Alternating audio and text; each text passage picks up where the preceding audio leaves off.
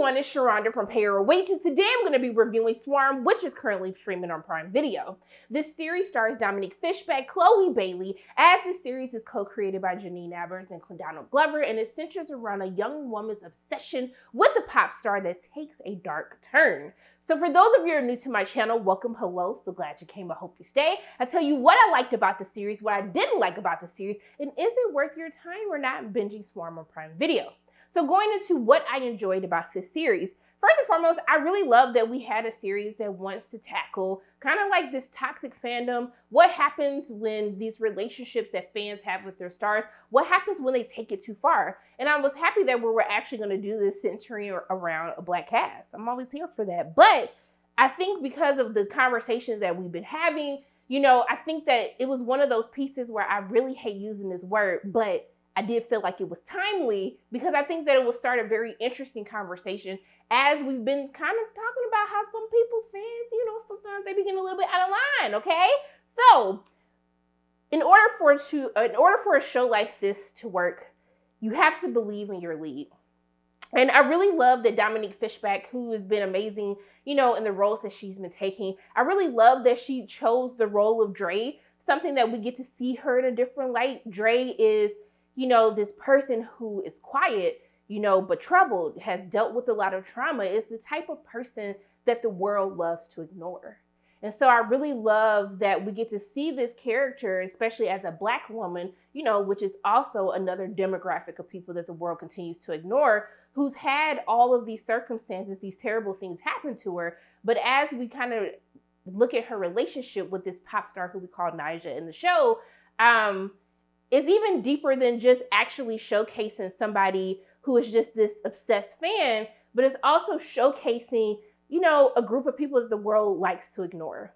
And I like how Dominique approaches this performance of being, you know, this quiet person, this mouse-like person who the average person probably wouldn't look twice at.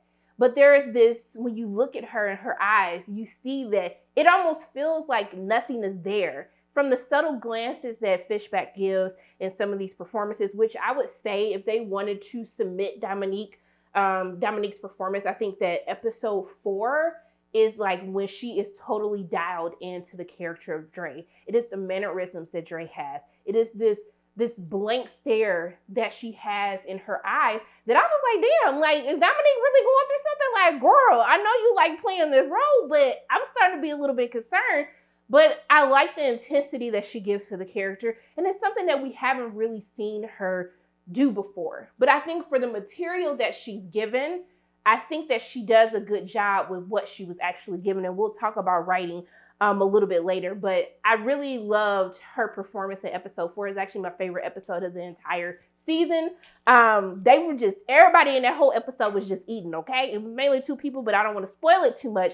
But I will say that the series does have great utilization of its guest stars outside of episode 1, and I'll talk about that when I get into my cons. But for episode 2 and episode 4, and even for some of the other episodes, I don't want to give away who the actors are, but I do like that they actually give their guest stars a chance to show their acting style. Like, they're fully dialed into it, they're having fun with it. But I was just like, okay, like they actually know how to play into the actor's strengths. And I think that they do a really great job of utilizing people who are stars, but not just having them there to use them for their name, that they actually are giving something to their performances, but also too, that they're adding something to the show.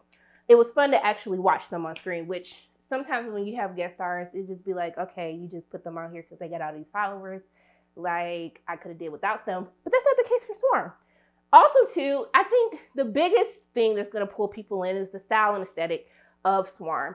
You know that it still lives within this Atlanta universe. And I will say, if people were a fan of Atlanta, they're a fan of kind of like these standalone one-off episodes, then I think Swarm might be something interesting for you to actually delve into. I do feel like the series delves more, it leans heavier into style and aesthetics instead of actually addressing toxic fandom or addressing how a person like Dre can do the things that she does, because the world often ignores people like Dre.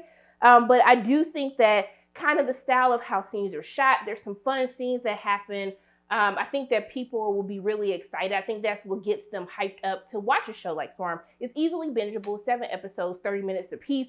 I do like that they try to do like the show within the show, that they find fun ways to kind of do episodes that wouldn't be in a traditional TV style. I do like the risks they take.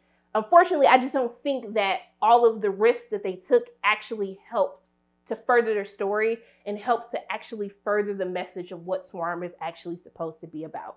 And that's how I get into the biggest issue that I have with Swarm is its writing. It's the writing of Swarm. It's supposed to be, in my opinion, about this story of how, how a fan's obsession can turn dark. But I think it should be delved even deeper into how we see stars as idols and what happens when they don't live up to this perception of God-like qualities, when we actually get to engage with our stars. What happens when our stars disappoint us? What happens when we feel like our stars that we've come to know and love, aren't there for us? What happens when we elevate people to a God-like status and don't allow our stars to have the same grace that we want the world to give us? And I felt like this could have been a really great character study into that, into toxic fandom, into how the world continues to ignore Black women, how the world continues to ignore those who are dealing with different traumatic issues that kind of lead into other traumatic illnesses within them. And I think that's the biggest miss that I have with the character of Dre. I think that Dominique Fishback does fine with what is given to her, but we don't know the basic story of why is Dre out here killing for this pop star? Why is she what is the bond that they have that allows her to see so clearly that the only choice in life that she has is to kill for her? We hear of all these things. Well, we vaguely hear of Dre's backstory, little hints that can actually give us further explanation as to why she's like gone down this very violent road of death, but we don't really get to learn anything more about Dre. That doesn't mean that the series doesn't attempt to establish kind of the relationship dynamics between Dre's character and Chloe Bailey's character, but it just becomes very confusing.